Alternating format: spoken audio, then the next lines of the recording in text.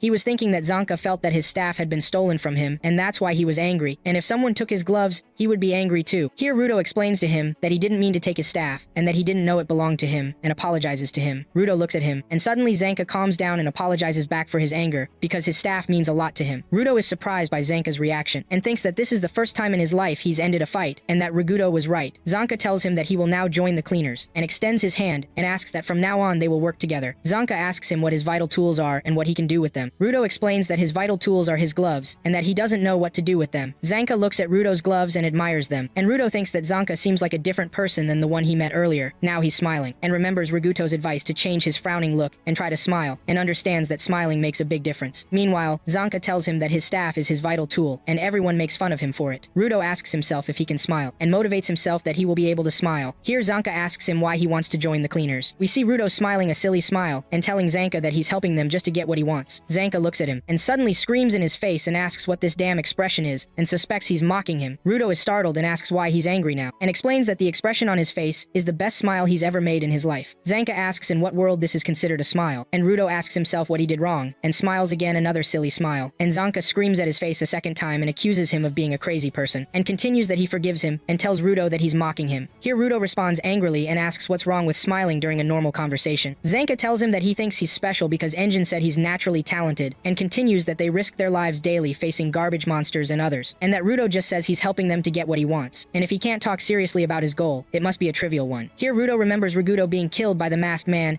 and remembers Ragudo telling him to change this dirty world. We see Rudo standing in front of Zanka and asking him what he just said, a trivial goal, and continues that he's serious about this, and that he's doing his best, and warns Zanka not to mock him. Here Zanka understands that they didn't get along from the moment they saw each other. Zanka grabs his staff and turns it into a vital tool. At the same moment, Rudo grabs something and turns it into a vital tool. Here Zanka is shocked and understands that Rudo's ability can turn anything into a vital tool just by touching it with his hand. Zanka continues by saying that this explains what Engine said about Rudo being naturally gifted, and if natural talent is all he has, he won't defeat an ordinary person like me. Suddenly we see Zanka's staff falling from the sky in front of Rudo. Rudo is surprised and wonders when the staff went up to the sky. Zanka begins attacking Rudo. Rudo tries to block Zanka's attack. Zanka tells him he needs to be fast. Rudo counterattacks Zanka, but Zanka raises his staff and hits Rudo with it. Rudo falls to the ground. Zanka tells him that his attack was weak, and continues that strength is all Rudo has. But Zanka feels something on his face and touches it with his hand, and is shocked and stunned that Rudo used a plunger in his fight with him. Zanka tries to explain what a plunger is to Rudo. Rudo attacks Zanka, and Zanka avoids all of Rudo's strikes while disgusted. Suddenly Zanka runs away. Here Rudo wonders what scared Zanka so much, and that he doesn't know what this thing in his hand is, but it works well, and runs after Zanka. Zanka runs and tells Rudo to drop this thing from his hand, but Rudo is still running and chasing him. Suddenly Zanka runs and looks behind him to see Rudo jumping and waving the plunger in the air with all the filth from the plunger flying onto Zanka. Suddenly Zanka screams. Then after that we see Engine driving a car in the city, and sees Rudo sitting beside the road. Engine stops next to him and asks Rudo if he and Zanka have become friends, but is surprised that Zanka is lying on the ground shocked. And after that in Engine's car we hear the sound of his laughter. He couldn't believe what Rudo did to Zanka. Zanka explains that he has never been insulted with filth before. At the same moment, Rudo is shocked that he was fighting all that time with filth. Engine explains that Zanka looks like a spoiled child here on the ground, and that he was insulted by being thrown filth, and laughs again. Zanka asks him to stop laughing. Engine explains here that it may not be their first meeting with respect, but explains to Rudo that Zanka will be his trainer, and that he's their best giver in controlling vital tools and that he will teach him a lot. Zanka thinks that Engine believes he is good, and is surprised by that. Suddenly Engine asks when Rio arrived. We see a girl sleeping in the back seat of the car, and Rudo looks at her. The girl, named Rio, wakes up and says she got curious. She gets close to Rudo and asks, "Are you Rudo?" Rudo answers yes. He wonders if this girl is a cleaner too. We see Rio grab Rudo's hair and comment on how unique it is. Rudo is surprised that a woman is playing with his hair and wonders if this is what life on the surface is like. At that moment, Engin says they have to get going, and announces that their next stop is the House the Cleaner's headquarters. The events begin as we see Engin driving the car towards the house. They pass through a tunnel, and Rodo is amazed. They arrive at the house, get out of the car, and Engin welcomes Rodo to the cleaner's headquarters. They enter the headquarters, and Rio greets Rodo. Rodo is surprised and asks why she's messing with him. At that moment, Engin calls him over and introduces him to their receptionist named Simeo, who takes a look at anyone who joins them. He explains that Simeo's ability is, but before Engin can finish, Simeo quickly swats two flies that were buzzing around Rodo. Rodo and Engin are both impressed. Simeo tells Rodo she's happy to meet him, and adds that Engin talked to her about him, and she wants to see his abilities. Rodo is surprised. Engin explains to him that Simeo's glasses are her vital tool, and that they enhance her kinetic vision, and if she focuses, she can see a person's essence. Rodo wonders to himself if she can really do that. We see energy coming from Simeo's glasses as she looks at Rodo, but suddenly, she stops. Engin asks her what's wrong. Simeo explains that Rodo is very athletic and won't need that kind of training, and his relationship with his vital tool is very good, but his use of it is still unstable, and he needs training to be able to use his power at will. Engin asks if that's all, but Simeo says, "Not exactly." She tells Roto there's droppings on his neck. Roto gets annoyed. Engin laughs and realizes why the flies wouldn't leave him alone. He tells Roto not to play with droppings again. Roto gets angry and tells him he wasn't playing. Engin thanks Simeo and adds that he'll take Roto to meet the leader. Engin explains that there are about 100 cleaners, which includes fighters, guards, and supporters, and that their jobs take them to different places, which is why it's hard for everyone to be in one place. He asks Roto if he wants to meet some of them, because there shouldn't be too many of them here today. He opens the door and is surprised to find a large number of them, so he suggests postponing Roto's meeting with them. Engin and Roto stand in front of a door, and Engin tells him that's the leader's room. Roto says he's going to ask how to get to the surface, but Engin interrupts and tells him to wait. He tells him he bets Roto thinks the first thing he'll say to the leader is, "How do I get to the surface?" and reminds him that information here isn't free. He advises Roto to tell the leader that he'll work here in exchange for their help getting to the surface, and says he only explained Roto's vital tool to him because he had to. He also advises Roto not to ask the leader about his own vital tool, because none of them know what it is, or what its power is. He explains that all the cleaners follow the leader, and that loyalty is earned not just by skill, but by the ability to gain trust. Roto gets ready to meet the leader. He enters the room, but is surprised to find the leader isn't at the desk. Simeo appears behind them, and tells them the leader is on a mission and won't be back now. Roto is annoyed, and Engin apologizes to Roto for the leader's absence. Roto angrily replies that he knows that, so what now? Engin asks Simeo if the leader has any estimated time to return, and then asks Roto if he thought the leader would be more punctual. He explains that the wait could be long. Rio appears and suggests Roto watch her work. She adds that Roto can't officially join the cleaners until the leader returns, and asks what he thinks about accompanying her as a trainee. She gets closer and tells him she wants to know more about him, and asks if he agrees. Roto is surprised. Then we see Simeo explaining a client's request to everyone. She says there's a city near the contaminated area that reported small trash monsters approaching their barrier, and they want a cleaning as a precaution. Roto doesn't understand what the contaminated city means. Simeo looks at Engin and asks if he hasn't told Roto yet. Engin says he called it the dumping area to make things easier for him. Simeo looks at him with annoyance, then looks at Roto and tells him she'll explain what Engin failed to tell him. She explains that the Earth is divided into safe zones, which support human life, and contaminated zones filled with trash, where trash monsters live. She adds that the place where Roto arrived is an extremely dangerous contaminated area. She explains there are 6 confirmed wild areas so far, and most people die almost immediately when they enter, and they're full of trash monsters, and the donors have a hard time dealing with them. She says Engin finding Roto was a miracle. She asks Engin what he was even doing out there in the wild land. He tells her he was out there to stretch his legs. Simeo looks at him in amazement. She tells him to wear a gas mask in the contaminated zones, and explains to Roto that inhaling anything toxic will make him seriously ill. She adds that anyone without a gas mask in the wild land will die within 15 minutes. Outside, everyone stands together, and Rio stands next to Roto, telling him this mission should be easy and wants Roto to watch her closely. Roto thinks to himself that this really is a massive heap of trash, and wonders how many minutes he spent breathing the toxic air. He thinks about how when he was up in the Ark he always thought the pit was just a big pile of trash, but he never imagined people lived down below, and that the people above don't know that, but he wonders if maybe they do know, and send people in trash here anyway. But he explains that when he looks at the polluted area, it seems to him like a real treasure, and he wants to take everything and fix it. Rio asks who these people are. Rio answers him that they are also a group of cleaners called supporters, but they don't have powers, but they are part of the team and help them in their work. One of them extends his hand to Rudo and tells him he's happy to meet him. Rudo extends his hand to shake it, but suddenly the man squeezes Rudo's hand hard and makes him fall to the ground. Rio laughs and tells him that this man is amazing, because his grip strength is legendary, and he can break the outer shell of a garbage monster with his hand. Rudo sees that he's not sure if he can keep up with this energy, but he must watch and learn even if the mission is easy. At this moment, a girl from the supporters tells Rio that a garbage monster has been spotted. Rudo is surprised by their large number, and tells Rio that she didn't say they would fight a herd of monsters, and that she said it was an easy mission. But Rio assures him that there's no problem, and that this type of monster is slow and not strong. We see the monsters approaching and trying to break through the barrier. Rio explains to Rudo that these monsters can't even scratch the barrier, and asks him to watch and learn. Rudo sees that these monsters are indeed much weaker than the one he encountered the first time, but they look a lot like animals. But suddenly, larger and more massive monsters appear in large numbers,